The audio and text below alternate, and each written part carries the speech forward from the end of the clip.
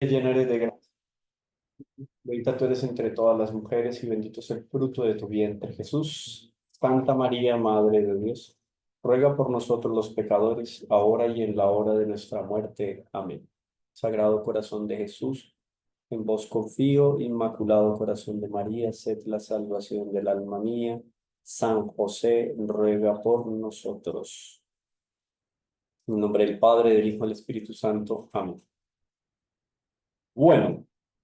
Espero que hayan revisado el documento juiciosamente. Hoy terminamos este documento que les había enviado. Voy a compartir por acá para que esto lo tengamos muy claro. Oh, que se me hizo esta parte que no está aquí visible. Ah, está acá. Ya. Perdón. Mm, Aquí. Ahí están viendo, ¿cierto? Sí, sí, sí. Bueno, Sí, esta es nuestra tesis principal. Esta En este parrafito se resume prácticamente lo que habíamos conversado en nuestras clases anteriores. No está condenado por la iglesia, em, hace parte de la especulación, ya voy a definir bien la palabra especulación, hace parte de la especulación lícita que se puede hacer dentro de la teología, un poco para acercarse uno más a Dios, al proceder de Dios, a la voluntad de Dios, a los atributos de Dios. Es un ejercicio como cuando, digamos, guardar las infinitas proporciones, porque va a ir a un asunto muy técnico. Cuando uno está estudiando matemáticas, álgebra, cálculo especialmente, que a uno le hablan de infinito. Entonces, a uno le dicen uno dividido cero, eso da infinito, eso o tiende a infinito, podría decirse más bien. Porque claro, cada vez que yo voy cogiendo el número uno y lo voy dividiendo en partes más pequeñas que van tendiendo al cero, 0,5, 0,7, 0,8, 0,000007. Cuando yo voy dividiendo el uno en todas esas partes pequeñitas que se van acercando a cero, eso se me va haciendo un número muy grande. Entonces uno dice, pero yo para qué pienso en infinito si el universo, primero, el universo no es infinito, el universo es finito y además de eso, tuvo un principio. El número de galaxias, de estrellas, es finito, no es infinito. Pero cuando uno habla del término infinito en astrofísica, en matemática, etcétera, es para darse una idea de lo que podría ser la materia, lo que podría ser el espacio. Eso es un ejercicio de especulación para comprender mejor el espacio, para comprender mejor la naturaleza.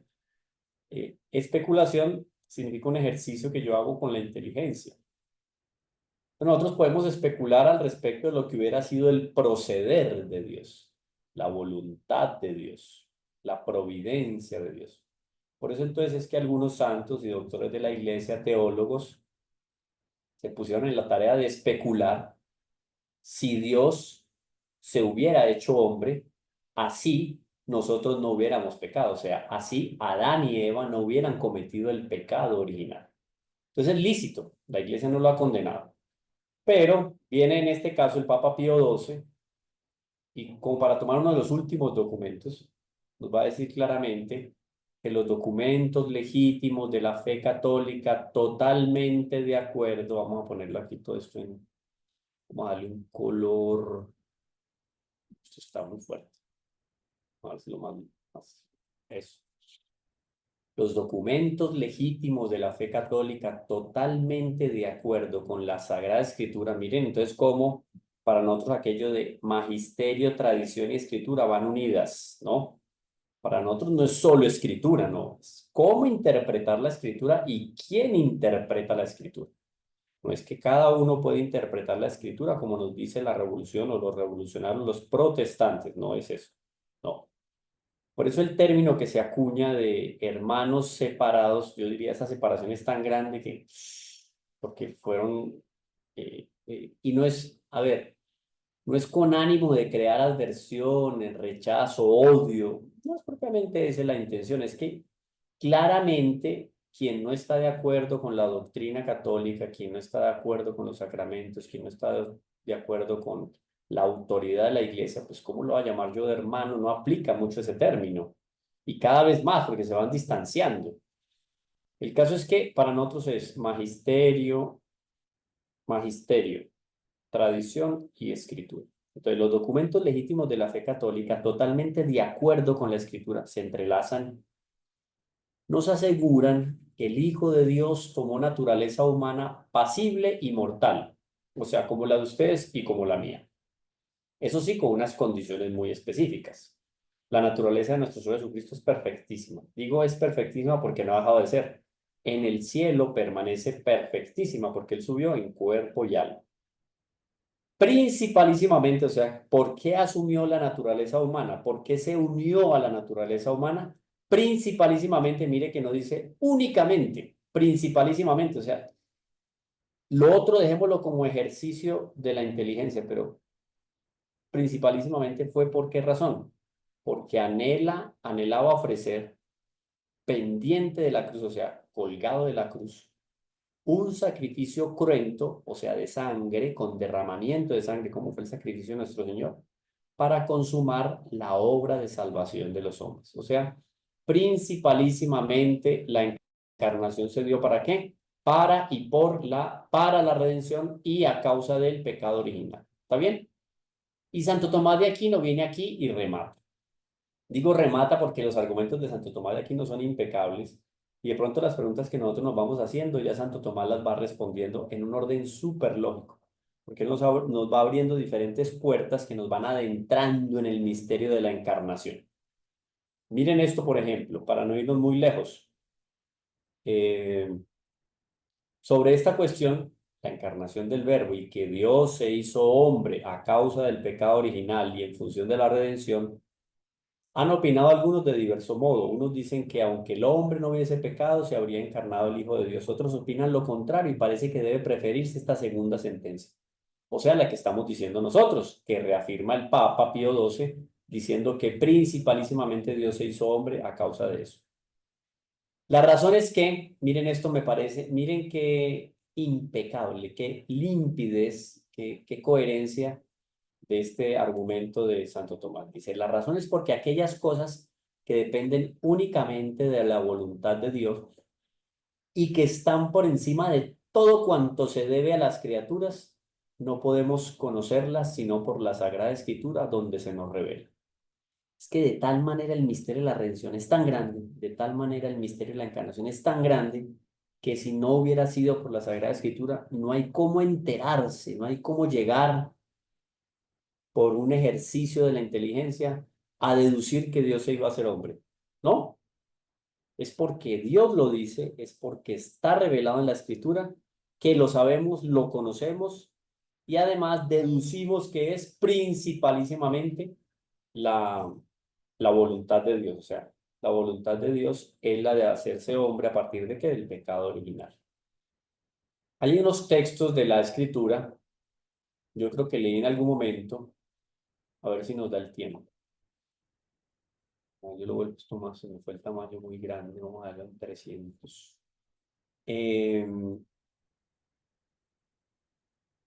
No me voy a estas, Santo Tomás se pone a sí mismo cascaritas y pone unas dificultades a lo largo de todo el raciocinio, pero después él da la respuesta y esta respuesta no hace sino fortalecer el principio dado arriba. ¿Cuál es el principio dado arriba? De que Dios principalísimamente se hizo hombre a causa del pecado original. Entonces no vamos a ver estos detalles porque nos llevaríamos mucho tiempo y yo quiero ir avanzando y avanzando. Nosotros vamos aquí. mm, Esta conclusión 2 yo la dejé subrayada porque tengo aquí unos textos de la Sagrada Escritura, estamos en la página 19. Dice entonces Santo Tomás, mire, con respecto a esto, miren la conclusión que él saca. Esta conclusión es muy importante. Esta conclusión nos va dejando claro el panorama que tiene relación directa con la encarnación. Ya vamos cerrando el acontecimiento de la encarnación en cuanto tal. Dice entonces, aunque la encarnación del Verbo se ordenó de hecho, a la redención del hombre. Cuando dice se ordenó, quiere decir que está direccionada en función de qué? De la redención del hombre. La encarnación es un hecho histórico donde Dios se hace hombre que está dirigido, o sea, está ordenado en función de qué? Del pecado original. Sin embargo, todas las cosas, todo lo sucedido, todo lo que Dios permite en su providencia, ha sido ordenado por Dios para gloria de nuestro Señor Jesucristo, de Cristo. Principalmente el mismo hombre, mediante su redención del pecado. Entonces, miren los testimonios de la Escritura y ahí ustedes van a entender por qué el hecho de la redención no solamente redime al hombre, sino que le da gloria al mismo Dios. Quiere decir que con la muerte triunfa el bien y triunfa el propio nuestro Señor Jesucristo. No es que Dios terminó cediendo algo de él y perdiendo algo para que el hombre ganara. No. Por delante de ella, acompañando la redención, está el triunfo de nuestro Señor Jesucristo en todo el plan de salvación. Eso no se desliga lo uno de los otros, no se disocia. La redención, la muerte en lo alto de la cruz, no se disocia de la gloria de Dios. Miren el profeta Daniel en el capítulo 7, Antiguo Testamento, Daniel capítulo 7, versículo 14 nos va a decir. Fue dado el señorío, la gloria del imperio, y todos los pueblos, naciones y lenguas le sirvieron, y su dominio es dominio eterno, que no acabará nunca, y su imperio, un imperio que nunca desaparecerá. Esto es una referencia directa a la gloria de Dios. Y en el Nuevo Testamento tenemos a Pablo que hace un énfasis impresionante, tanto cuando refiriéndose a los colosenses, o más bien dirigiéndose a los colosenses, a los corintios, y en el primer texto a los romanos. Mire lo que dice el texto. Por esto murió Cristo y resucitó para dominar sobre muertos y vivos, o sea, la gloria de Dios. Después a los Corintios va a decir, nadie, estamos aquí, nadie pues se gloríe en los hombres, que todo es vuestro. Ya Pablo, ya Apolo, Cefas, o sea, Pedro, ya el mundo, ya la vida, la muerte, el presente, lo venidero, todo es vuestro. Y vosotros de Cristo y Cristo de Dios. O sea, todo, absolutamente todo es para gloria de Dios. Entonces, la encarnación se dio principalísimamente para la redención del hombre, sí, pero eso acompaña inexorablemente el acontecimiento, o más bien el hecho de que se da gloria a Dios con la encarnación del Verbo. Se anonadó, escribe aquí a los filipenses, se anonadó la grandeza de Dios, la infinitud de Dios, la magnanimidad de Dios, permite que se asuma la naturaleza humana a partir del infinito, que es un misterio. Por eso, de hecho, es llamado misterio. Primero, porque nosotros no podemos abarcarlo todo con nuestra inteligencia. Pero después también es una muestra de humildad de Dios, de misericordia de Dios, que Él se hace hombre. O sea, miren la naturaleza que Él asume. Débil. Cualquier naturaleza, inclusive una naturaleza que no ha sido creada por Dios, pero que existe en los posibles de Dios. Si Dios la hubiera asumido, sería una misericordia, una manifestación de grandeza de Él. Porque lo hace por voluntad, pero asume una naturaleza que siempre va a ser menor que él, ¿cierto?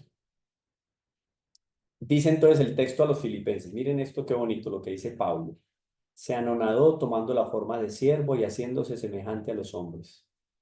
Y en la condición de hombre se humilló. Desde el primer momento de la encarnación, nuestro Señor Jesucristo se humilló. Hecho obediente hasta la muerte. Todo lo que resistió, especialmente en la pasión.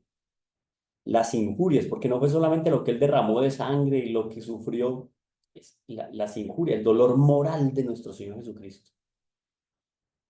Hecho obediente hasta la muerte y muerte de cruz, por lo cual Dios lo exaltó y le otorgó un nombre sobre todo nombre, Jesucristo, para que el nombre de Jesús, perdón, para que al nombre de Jesús, algunas traducciones van a decir, para que delante del nombre de Jesús, toda rodilla se doble cuanto hay en los cielos, en la tierra y en los abismos, o sea, los mismos infiernos, y toda lengua confiese que Jesucristo es Señor para gloria de Dios Padre.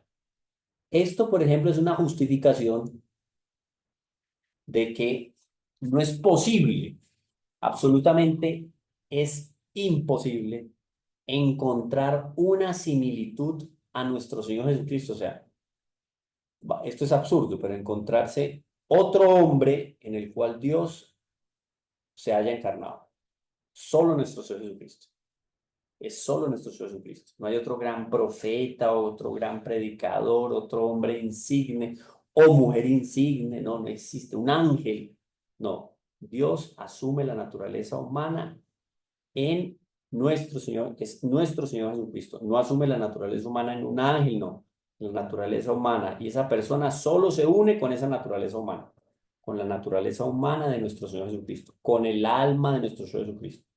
Porque acuérdense que cuando yo digo naturaleza humana, ahí está el cuerpo y el alma. Tal como ustedes tienen cuerpo y alma, tal como yo tengo cuerpo y alma. O sea, en esa naturaleza humana se une la persona divina. Pero solo en esa, no en más. O sea, solo hay un camino, solo hay una verdad y solo uno es la vida. Por eso es que nuestro Señor dice, yo soy el camino, la verdad y la vida. No es una opción. Bueno, hasta ahí cómo van. Preguntas. Vamos bien, ¿cierto? ¿No? ¿No hay preguntas o sí?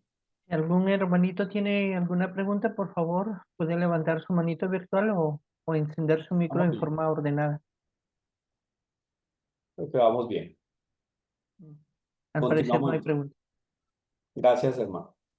Bueno, por lo cual, bueno, entonces, gloria, la gloria de Dios, oído, la gloria de Dios asociada al acontecimiento de la encarnación. ¿Listo?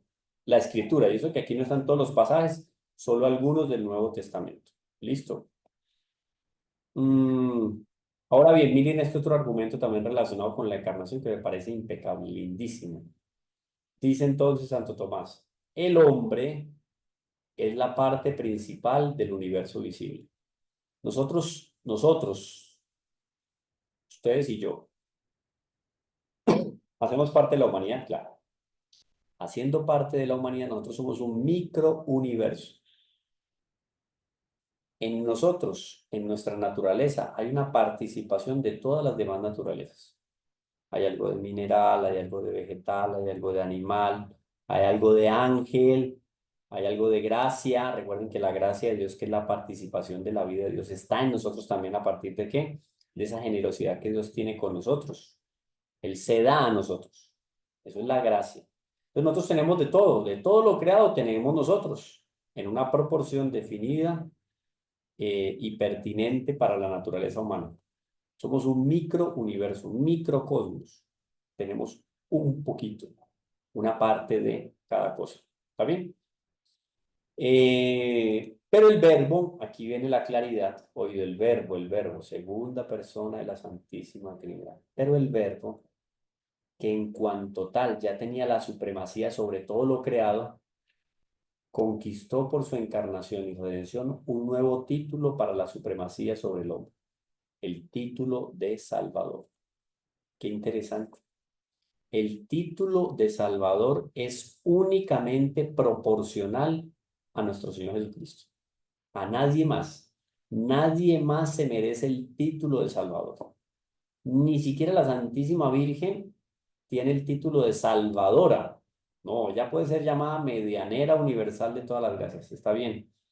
Pero el único que es Salvador por naturaleza es nuestro Señor Jesucristo, porque con sus méritos, con su vida, con su sacrificio, con su muerte, con su triunfo sobre el pecado, nos salvó. El único, el único que en su naturaleza podía salvar a la humanidad es nuestro Señor Jesucristo. Nadie más. Ese título es único de nuestro Señor Jesucristo. Ahora bien, esta razón, no vamos a entrar aquí, una herejía, los escotistas, eh, porque San Pablo, en el capítulo 1 versículo 13, nos va a decir que la encarnación redentora no disminuye esta supremacía, sino que la aumenta con un nuevo título, el de conquista. Salvador y conquista, solo conquistador, aquel que salvó. Nadie más podía conquistar el triunfo sobre el demonio, el mundo y la carne que nuestro Señor Jesucristo. ¿Está bien? Ahora, si no se hubiera dado la encarnación, entonces, así nos hubiera dado la encarnación por el solo hecho de nuestro Señor Jesucristo haberse encarnado, Él sería el Rey del universo. ¿Está bien? Él no conquistó el hecho de ser el Rey del universo, Él no lo conquistó. Es que su propia naturaleza, o sea, por el hecho de Él ser la segunda persona de la Santísima Trinidad, Dios Hijo, Él por derecho, ¿no? Por derecho, Él es el Salvador, por derecho. Se lo merece por derecho, por naturaleza. Y otro elemento que Santo Tomás nos va a reflejar aquí es que la predestinación de Cristo es causa de la nuestra.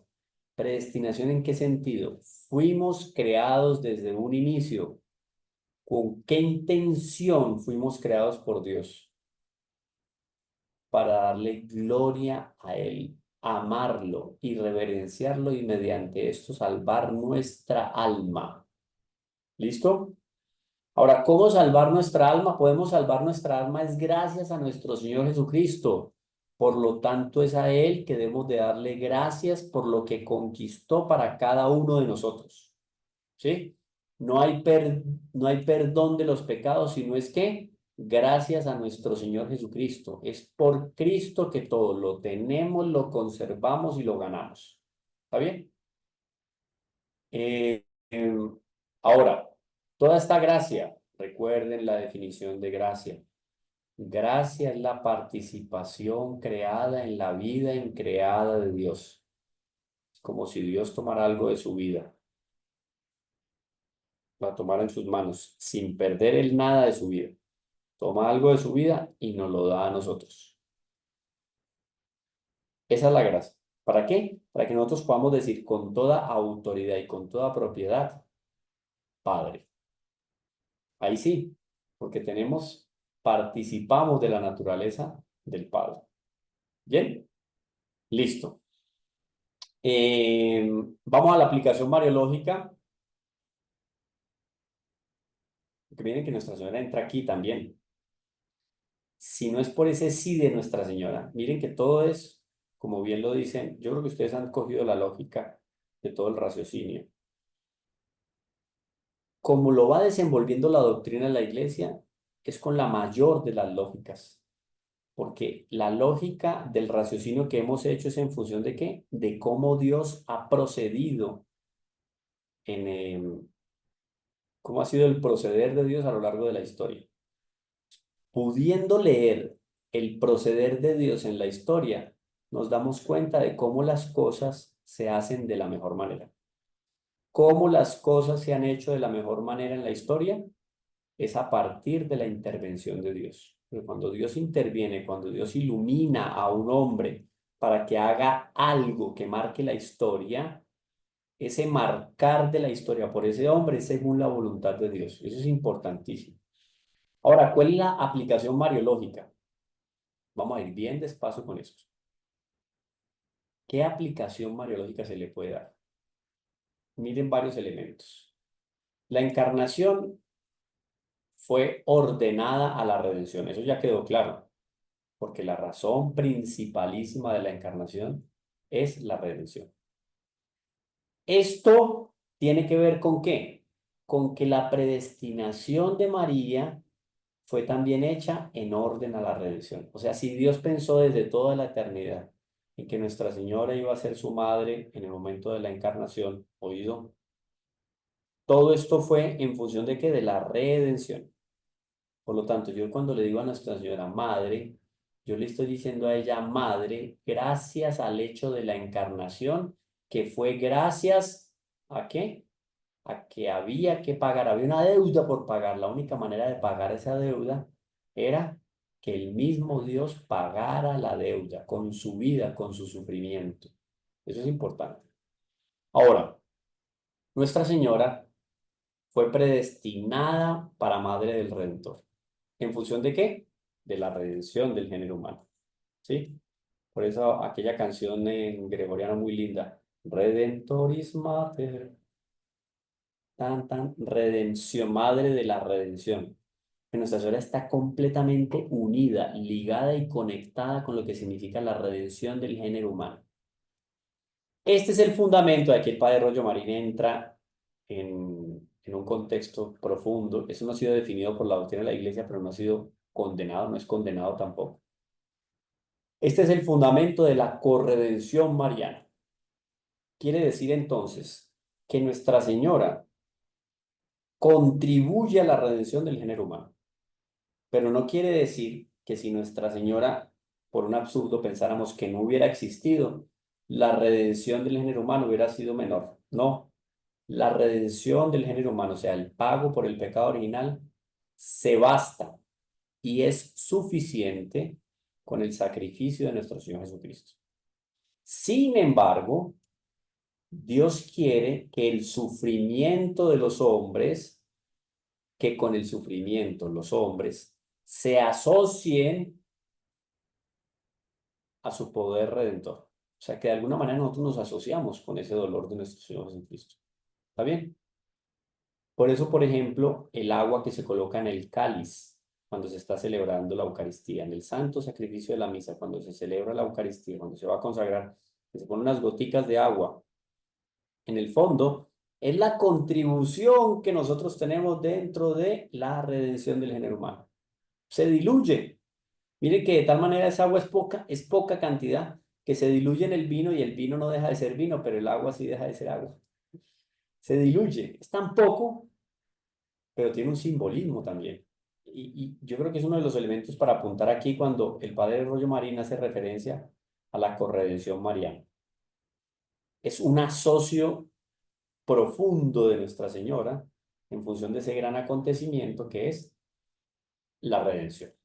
¿Está bien? Entonces me voy a ir aquí adelante porque aquí ya va quedando claro el asunto.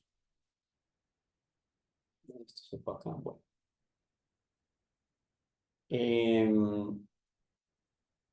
Dice aquí, no se nos va, yo voy a explicar. Hay un nexo ontológico entre ambos. Entre ambos significa que la redención de manera absoluta con nuestro Señor Jesucristo y de una manera relativa con respecto a la Santísima Virgen. Porque en el fondo, Nuestra Señora cuando dice sí en el momento de la anunciación, ella termina siendo el receptáculo en el cual se da ese milagro maravilloso y se hace realidad ese misterio, el misterio de la encarnación. Que es en el vientre de Nuestra Señora que se hace realidad ese misterio. Entonces, relativamente en ella, oído, relativamente en ella, hay un aporte impresionante con respecto a la redención, pero de manera absoluta en nuestro Señor Jesucristo, lo que explicaba ahora. Si en un absurdo pudiéramos pensar que Nuestra Señora no estaría presente en este acontecimiento de la encarnación, la redención, Dios podía redimir el género humano sin ningún problema. Ahora bien, es que Dios no quiso que fuera así. Dios quiso que la Santísima Virgen estuviera asociada a ese acontecimiento de la encarnación y la encarnación se conecta a la redención. O sea, Nuestra Señora tiene que ver muchísimo en eso de la redención del género humano. Por eso entonces es que aquí se osa, la teología católica se atreve a hablar con respecto a Nuestra Señora y es un atrevimiento, digamos, piadoso en el buen sentido, que la teología se atreve a hablar de Nuestra Señora como corredentora del género humano, porque ella se asocia íntimamente a todo ese misterio grandioso de la encarnación. Y a su vez, siendo de la encarnación, se asocia también al misterio de la redención. Bueno. Y ahora Nuestra Señora fue de toda la eternidad predestinada para ser madre de Dios, desde siempre, no desde el primer momento, desde siempre, o sea, desde toda la eternidad. Cuando Dios tenía presente la encarnación del Verbo, tenía presente la maternidad divina de Nuestra Señora. Siempre, fue un solo pensamiento en Dios, desde toda la eternidad. Aquí en el pensamiento de Dios estaba la encarnación, así también aquí en el pensamiento de Dios estaba la maternidad divina. ¿Está bien? Entonces, siempre que pensemos en eso, en ese acontecimiento de la encarnación, tenemos que pensar en lo que tiene que ver con esa encarnación, que es principalmente, principalísimamente, como decía Pío XII, la redención. ¿sí? Bueno, esto ya, digamos que mm, un predicado de un muy alto nivel con respecto a nuestra salud, la pone a ella en un estatus impresionante, porque nadie más puede estar cerca del sacrificio de la redención como estuvo Nuestra Señora.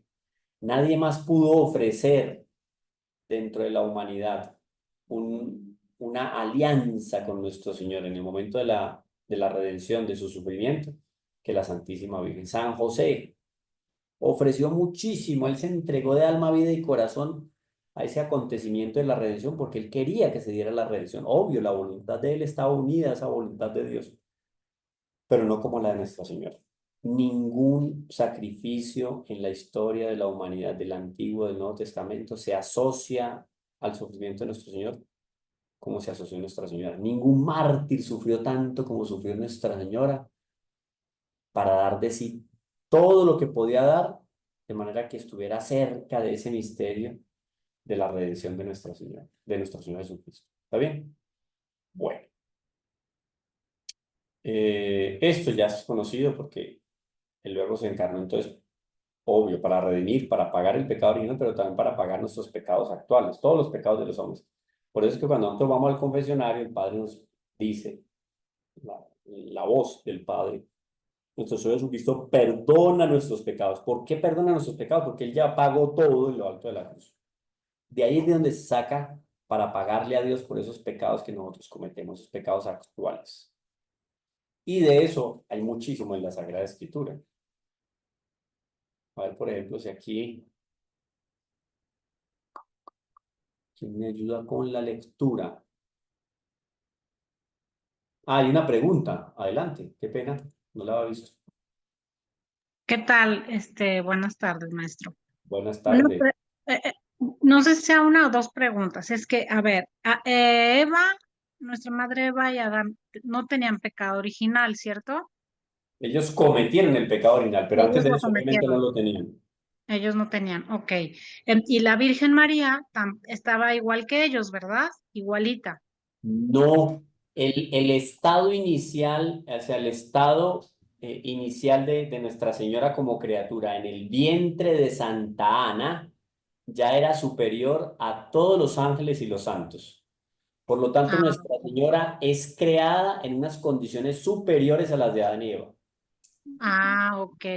Pero aún así, también tenía ella, este, o precisamente por haber sido creada tan superiormente, ella podía, ella siempre estaba inclinada al bien, vaya, o sea, o también ella podía decir, no, no acepto ser No, la a ver, madre de Dios. uno podría pensar eso, pero es incongruente con la naturaleza de Nuestra Señora. Porque como ella no tiene pecado original, y el pecado original es el que nos hace inclinarnos hacia el mal. Eso es lo que nos hace inclinar. La Virgen María no tenía esa inclinación, no tiene esa inclinación, ella no tiene concupiscencia. Ahora, la naturaleza de Nuestra Señora es tan perfecta a partir de su fidelidad a Dios y de la propia constitución de su naturaleza, que la voluntad de la Santísima Virgen siempre coincide con la voluntad de Dios. O sea, Ok, la Virgen entonces ella María, nunca estuvo tentada, ella nunca fue para que eligiera como los ángeles y como nosotros. no, ella nunca pasó, ella nunca tuvo esa prueba como la prueba de los ángeles o de Adán y Eva, para Ah, nada. ok. Lo que sí es discutido dentro de la iglesia es si el demonio tenía la posibilidad de tentar a Nuestra Señora o no. Eso es discutido, porque de tal manera Dios protege a Nuestra Señora. Claro, porque nosotros tenemos dos caminos para pecar. Uno, por la inclinación natural al mal. Ya, yo cojo esto, no es mío, pero mi inclinación natural me dice, aprovecha, tomate ese café que nadie te está viendo. Me tomé el café, pero no es mío. Ay, eso fue el demonio. No, puede ser que el demonio no haya actuado ahí. Es mi naturaleza decaída a causa del pecado original que me hizo tender a tomarme el café que no es mío. Eso es un camino para el pecado. Pero normalmente ahí siempre hay una participación del demonio. Entonces ya es la tentación que viene de fuera. Porque la tentación no viene de dentro, ¿cierto? Es la inclinación natural al pecado y la tentación le llamamos probablemente a la acción del demonio. A eso es a lo que le llamamos tentación. Lo que se discute en Nuestra Señora es si había alguna artimaña o si en algún momento se presentaron artimañas del demonio para distraerla a ella de hacer la voluntad de Dios.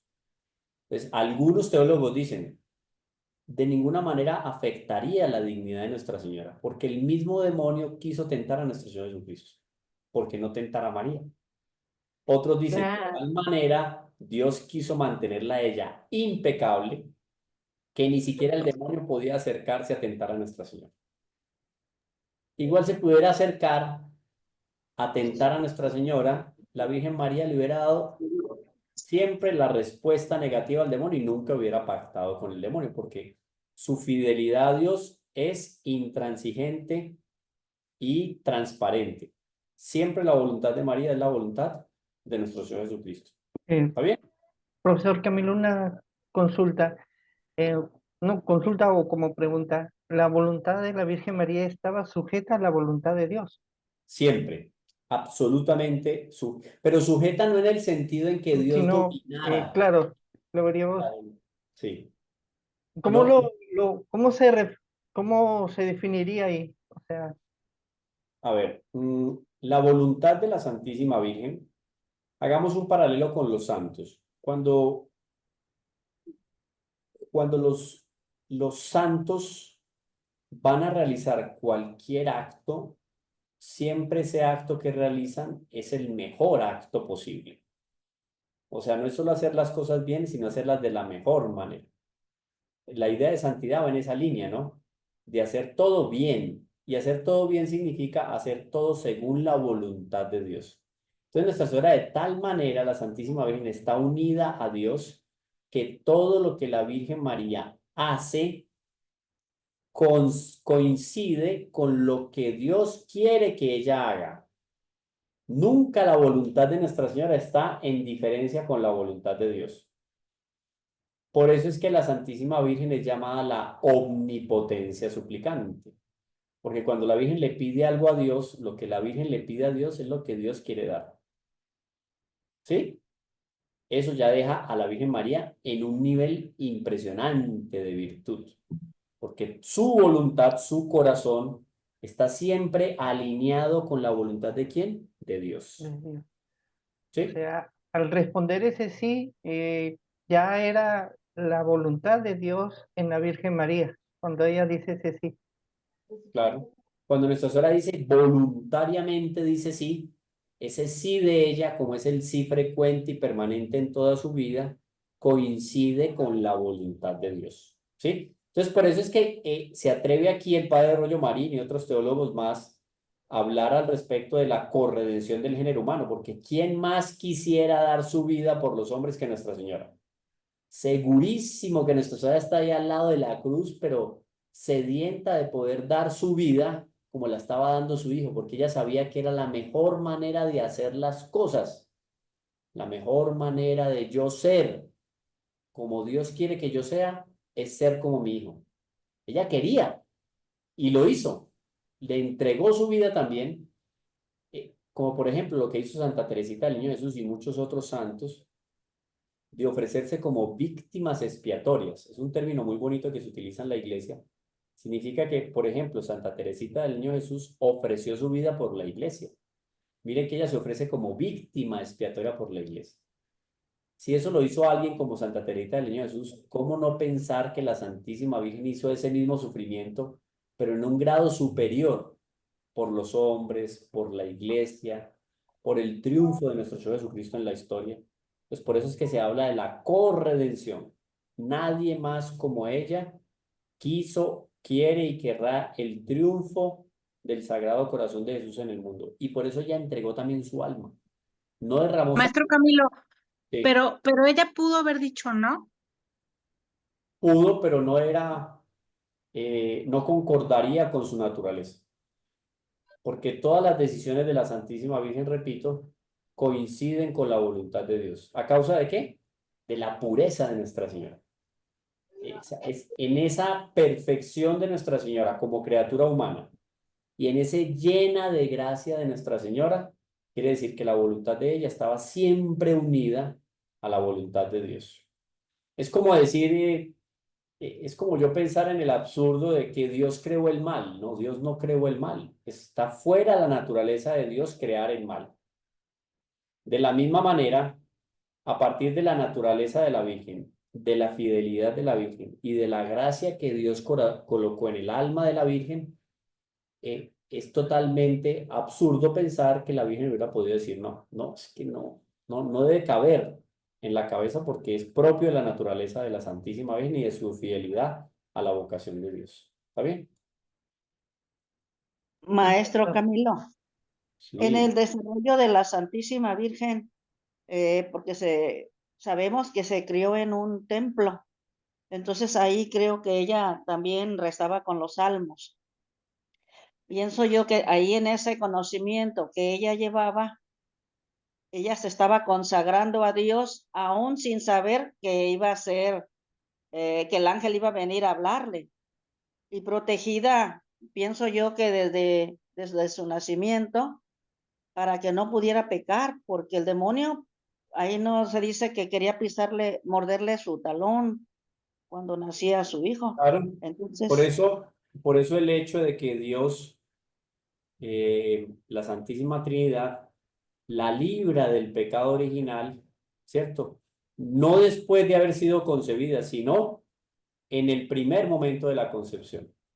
O sea, la protege de todo mal y peligro para que se mantenga impecable y sea lo más proporcional y adecuada para que dentro de sí ella le dé habitación, porque en el fondo es eso, ella le da habitación a la segunda persona de la Santísima Trinidad que asume la naturaleza humana. Entonces Dios la protegió de una manera impresionante. Eso en el fondo significa haberla consagrado. Dios la consagró desde el primer momento de la concepción para sí. Ella es de Dios desde el primer momento de la concepción. Desde toda la eternidad la tenía ya Dios para sí. Y ajá, así mismo está ella en la eternidad. ¿Está bien? Dios se sí. la reservó para sí. Con esto que está diciendo, Entonces ella comunicó a San José su proyecto de ella para que San José también, como ella dice, soy la esclava. Al ser esclava, una persona de alguien ya no le puede pertenecer a otra. Entonces, San José, ella te lo ha comunicado y San José respetó todo eso, después por aviso del ángel, ¿no? Eso es un misterio, no voy a entrar en detalles un poco para no salirnos del tema. Es un misterio si la Santísima Virgen le contó explícitamente a San José o si San José por una iluminación o una intuición entendió que la Santísima Virgen era de Dios. La perturbación para San José viene en el momento en que él empieza a notar que la Virgen Santísima está encinta. Él nunca duda de Nuestra Señora, pero sí sabe que ahí sucedió un milagro impresionante. Pues por eso es que él huye, porque no entiende, pero en ningún momento va a dudar de Nuestra Señora. Entonces dice que se haga la voluntad de Dios, pero yo aquí, como que no tengo cabida, ¿cierto? De alguna manera él no era digno de estar ahí. Ahí es cuando el ángel le dice que Dios quiere involucrarlo en ese misterio, en ese acontecimiento que es el nacimiento de nuestro Señor Jesucristo. ¿Cómo lo habrá intuido? En un sueño también, en el fondo en una acción del Espíritu Santo, pero él sabía que esa mujer era incomparablemente superior a cualquier otra criatura humana. Ahí hay algo especial, hay algo grandioso, es una mujer de Dios y para Dios. Adelante, Adriana. Bueno, muy buenas noches. Bueno, sabemos que desde el principio Dios se reveló con hechos y palabras del Antiguo Testamento y no es ajeno que Mamita María conocía la Torá. Aquí a veces en los comentarios que han hecho los compañeros se habla, digamos, que la Virgen que venció el demonio y todo eso, pero realmente nosotros, los católicos, nos basamos en la Biblia, en el magisterio y en la tradición.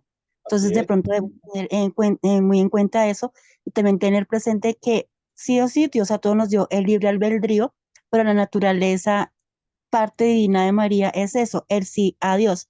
Entonces, el conocer la Torah hizo que María también conociera ese misterio, diera ese sí, y obviamente Dios en su infinita misericordia sabía que María iba a dar ese sí. Por eso la escogió y la eligió y la protegió desde el vientre de Ana. Así es, tal cual, tienes toda la razón. Muchas gracias, Adrián. Seguimos entonces acá como para no dejar sin cerrar el capítulo. Tenemos estos textos del Antiguo Testamento, tenemos a Mateo, tenemos Juan, recuerden, aquí está, aquí es una I, no una J, sino una I, que corresponde a, y sería una I-O, que es Juan en latín, ¿no? Dar a luz un hijo a quien pondrás por nombre Jesús, porque salvará a su pueblo de sus pecados. Miren, la redención, está clarísima la redención. Yo no puedo negar la redención, el pago de los pecados por parte de nuestro Señor Jesucristo dentro de la doctrina de la Iglesia. No puedo, es absurdo. Al día siguiente vio venir a Jesús y dijo, he ahí el Cordero de Dios que quita el pecado del mundo. Esto es Juan, Juan Bautista, citado por Juan Evangelista con respecto a nuestro Señor Jesucristo. Es el Cordero, o sea que Él es quien va a ser ofrecido en el altar. ¿Cuál altar? El altar de la cruz. Y después Pablo va a decir, como por la transgresión de un solo Adán, llegó la condenación a todos, así también por la justicia de uno solo, Cristo, el nuevo Adán, llega a todos la justificación de la vida. Esto se lo dice a los romanos. Y después en la primera carta de Juan va a decir, y la sangre de Jesús, su Hijo, nos purifica de todo pecado. Sacrificio de Dios, sacrificio de la segunda persona de la misma Trinidad que asume la naturaleza humana, redención del género humano. Y aquí, Él, nuestro Señor Jesucristo, es la propiciación por nuestros pecados. Él es la víctima, Él es quien se hace sacrificio. Y no solo por los nuestros, sino por los de todo el mundo. Y no los de ese momento histórico, sino los del Antiguo y del Nuevo Testamento. Porque fue por esa gracia comprada, esas gracias compradas, ese pago que hizo nuestro Señor en la cruz. Es gracias a ese pago en la cruz que, por ejemplo, se convirtieron a Adán y Eva, hicieron penitencia durante toda su vida. Gracias a ese sacrificio. Gracias a ese sacrificio de la cruz es que Nuestra Señora es quien es. Porque fue con la gracia comprada por Dios en lo alto de la cruz que se compra todo eso, de lo cual se beneficia la Santísima Virgen, de lo cual se beneficia un Juan Evangelista, de lo cual se beneficia un Pedro cuando se convierte, un Pablo cuando se convierte, etc. Bueno, principalmente por el pecado original. Vuelve Santo Tomás de Aquino y nos va a dejar aquí, nos va a hacer un hincapié, pero esto ya lo tenemos claro, yo creo. Hay otras hipótesis con respecto a la encarnación, pero ya es un ejercicio más bien intelectual. Por ejemplo, el gran Suárez, un gran teólogo. Ahí no vamos a quedar dando vueltas y no viene al caso como especular más de lo que hemos especulado. Quedémonos con esa especulación o con ese pensamiento. Dios, si hubiera podido hacer hombre o si hubiera hecho hombre, si hubiera podido, no, hubiera querido hacerse hombre, así el hombre no hubiera pecado. Pensemos en que el siguiente principio es muy importante. Grábenselo muy bien. ¿Cuál es la manera más perfecta en que pueden suceder las cosas? Mire lo que estoy diciendo. ¿Cuál es la manera más perfecta en la que pueden suceder las cosas? ¿Cuál es la manera más perfecta en la que pueden suceder las cosas? La respuesta es cómo sucede. O sea, si Dios permite que algo suceda, es porque esa es la manera más perfecta. Por eso es que yo no debo levantar la mano en protesta porque me sucede esto o aquello. Si Dios lo permitió, es porque es lo mejor. Lo más perfecto es eso. Ay, pero hubiera podido ser menos doloroso. Lo más perfecto es que hubiera sido con esa cantidad y esa proporción de dolor, porque eso me va a hacer bien a mí para el alma. Yo no lo entiendo, pero es la voluntad de Dios. Entonces, ese principio teológico es muy interesante, importantísimo a la hora de hablar de teología. ¿Cuál es la manera más perfecta de suceder las cosas? Como suceden. Por eso, para resumir, ¿cuál es la manera más perfecta de Dios haberse hecho hombre? Como sucedió, con la Virgen como madre, con los hombres habiendo cometido el pecado original y como se dio tal cual en la pasión, muerte y resurrección de nuestro Señor. Esa es la manera más perfecta. ¿Por qué? Porque fue así como Dios permitió que sucediera. Y si Dios lo permite, es porque es lo más perfecto. No hay razón para pensar otro tipo de cosas que hubieran podido suceder y no sucedieron. Si no sucedieron, es porque no eran más perfectas. Repito, lo más perfecto es lo que Dios permite y permitirá para nuestras vidas y para el bien de la humanidad. Bueno, no sé si hay alguna pregunta, porque con esto terminamos este documento. Seguimos ya, les voy a adelantar por acá. Les voy a adelantar un pedacito, pues, si no tienen ustedes problema. Denme un segundo y les cuento por dónde nos vamos a ir. Aquí, tan, tan. Un minuto. Wow.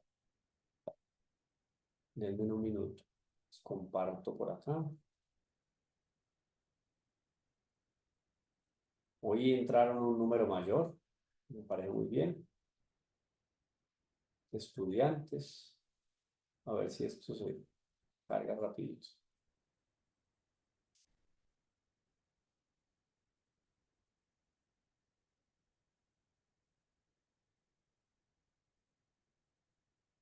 Motivos de la encarnación. Esto ya lo vimos clarísimamente.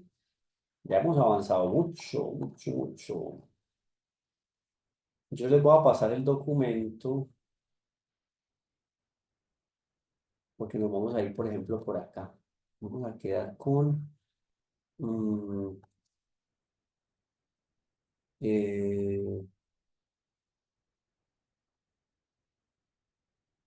que hay un... Ah, aquí. Aquí es esto de acá. Ya. Eso es muy interesante. Básico, básico con respecto a la encarnación. Miren esto qué bonito. El Verbo, la segunda persona de la Santísima Trinidad, asumió la naturaleza humana completa. Eso tiene que quedar claro. No fue solamente esto, aquello, solo la inteligencia, solo el cuerpo, solo el alma. No, todo. Cuerpo y alma completo. Con un cuerpo aparente no hubiera podido padecer y morir. ¿Cómo ofrecerse entonces como víctima si no hubiera podido padecer y morir? No hubiera entonces redimido el género humano. No se hubiera dado la redención, no hubiéramos pagado la culpa del pecado original. ¿Está bien? Entonces no hubo un cuerpo aparente, o sea, que parecía que era Dios, pero no era Dios. Esto es refutando algunas herejías que se han dado a lo largo de la historia, arrianos, etcétera, etcétera. Y esto me trae a mí como consecuencia que Nuestra Señora es real y verdaderamente Madre de Dios, porque no hay apariencia en nuestro Señor Jesucristo, no es que aparentemente es Dios, no, es Dios en cuerpo, es Dios en alma, está ahí presente, ¿está bien? Un alma racional asume nuestro Señor Jesucristo, un alma racional como la de ustedes y como la mía. ¿Qué dice la doctrina católica? Si Cristo no hubiera asumido el alma racional, no sería verdaderamente hombre. Entonces, asumió una alma racional, o sea, como el alma de ustedes y como el alma mía. Dios creó un alma, Dios creó un cuerpo. Dios no crea la segunda persona de la Santísima Trinidad, no, porque siempre ha existido, es Dios. Como creó un alma y creó un cuerpo, ahí es donde asume la naturaleza humana. ¿Ves? La naturaleza divina asume la naturaleza humana. Entonces vamos a ir contemplando algunos elementos aquí, en esta línea, como para comprender más profundamente. Y por acá, algunas evidencias con respecto a la divinidad de nuestro Señor Jesucristo. Por ejemplo, con algunos textos de la Escritura. Tenemos aquí algunos del poder que tenía como médico, médico como nadie más. Las curaciones de la lepra, de la parálisis, etcétera, etcétera. Le obedecían, la naturaleza le obedecía, tal cual le obedecía. ¿Dónde está eso confirmado? Aquí la conversión del agua en vino, la multiplicación de los peces, la tempestad, camina sobre el mar, la moneda en la boca del pez, la pesca milagrosa, la maldición de la higuera, etcétera, etcétera. Todos estos elementos son importantísimos para que nosotros vayamos considerando toda la humanidad especialísima de nuestro Señor. Y por ejemplo, termino con esto. Aquí está la gracia, vamos más adelante, la plenitud de gracia. Cristo poseyó Yo creo que yo voy a dar algunos elementos de la gracia, pero quiero que ustedes contemplen aquello de la naturaleza de nuestro Señor. Aquí, por ejemplo, la ciencia de Cristo. Lo vamos a ver también, la ciencia de Cristo. Miren, por ejemplo, aquí. Con esto termino.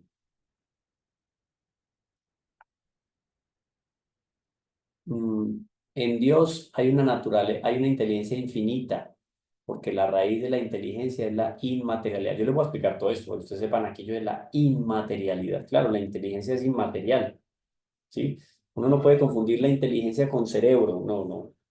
Es inmaterial la inteligencia. Y la de nuestro Señor Jesucristo es como, no fue, es como infinita. Vamos a ver eso. Yo les voy a mandar un documento y en función a ese documento vamos a trabajar. Está mucho más detallado y desgranado de lo que está aquí en el texto.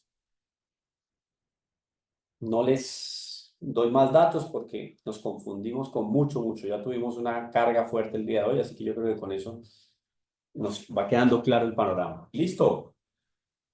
Bueno, no, les agradezco la paciencia, la espera, la disponibilidad. De nuevo felicito que el día de hoy estuvieron muchos consignados, conectados. Saludos a Santa Gómez que le tocó irse. Haz el favor su canal de YouTube para poder ver las clases que llevamos. Ah, bueno, una cosa. A mí me bloquearon YouTube, no sé por qué razones, la verdad, no entendí muy bien, pero bueno, YouTube manda al que está en YouTube, entonces yo tengo que obedecer ahí. Las aulas nuestras clases están quedando cargadas o almacenadas en el canal de la academia. Entonces ustedes escriben Academia Mater Fátima. Academia Mater Fátima en YouTube. Ahí están todas las clases y pueden verlas. Desde la número 1 hasta esta que es la número 9, están todas ahí en el canal de YouTube.